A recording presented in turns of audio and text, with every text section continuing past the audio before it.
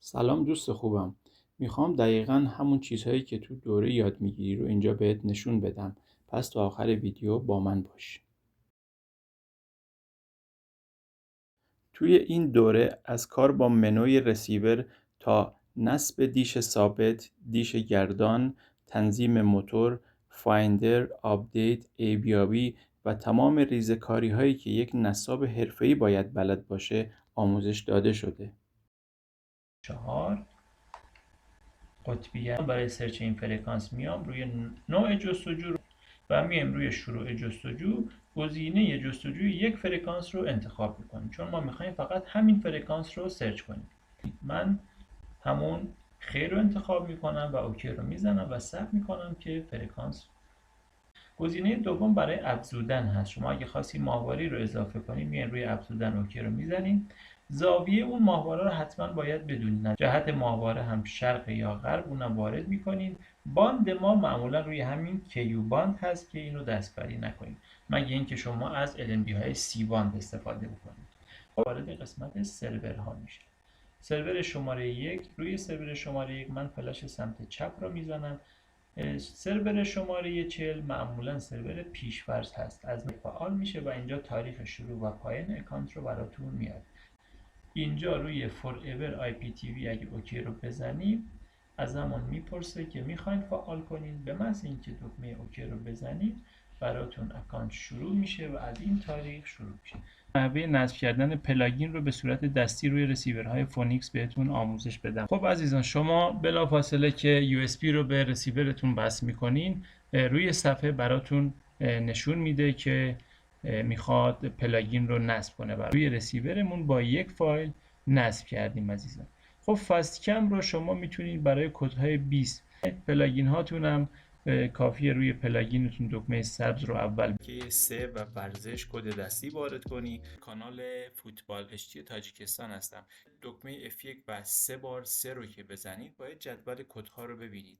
من اینجا مشکلی ندارم و اگه F1 3 تا 3 رو بزنم کدها رو بهم نشون میده. به اکانت سی کم رو روی رسیورهای فول اچ دی علامت کانکتد رو زده. سرور شماره 1 قرار میگیرین و روی آی پی آدرس اوکی رو میزنید.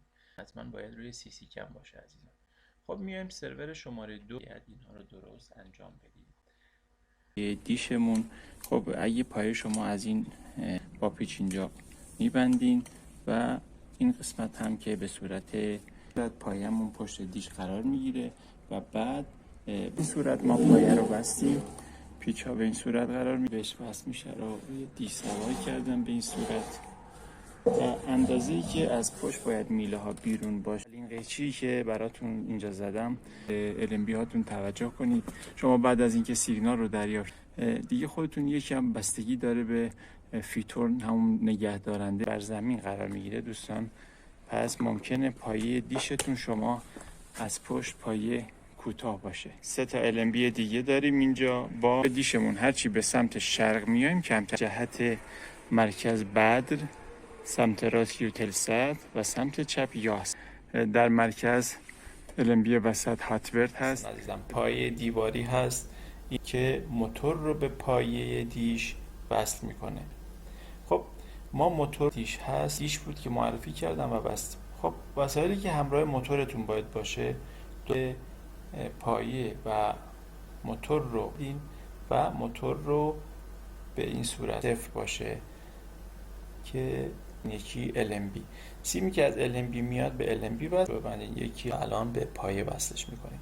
خب ما داریم تقریبا درجه بدر اینجا بین 25 تا 30 قرار میگیره. نیم دور سفت کنیم که سیگنالتون تغییرمون کاملا نصب شده و مسیرها درست هستن و به این صورت موقعیت مسیر نایلسات روی دیش هستش. اینجا ما سیگنال رو دریافت کردیم روی مسیر ترکیه. دکمه زیر موتور رو که به سمت غرب یا به سمت راست میره رو فشار میدیم تا دوباره سیگنال رو دریافت کنیم.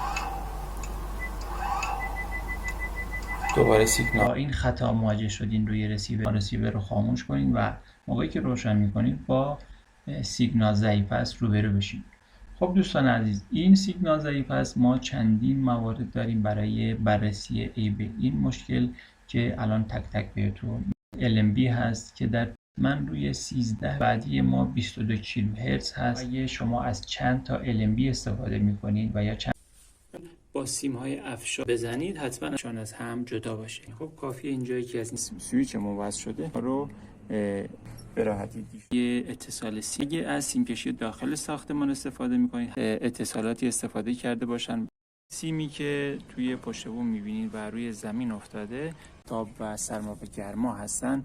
قطعا بعد از اینکه مسیر رو تا کنار دیش بررسی کردین سیر میکنید این فیتون شکسته هست کامل. یک دور اندازه 2-3 سانت از سیم رو قطع کنید. ببینید داخل این سیم اتصالی ندارین.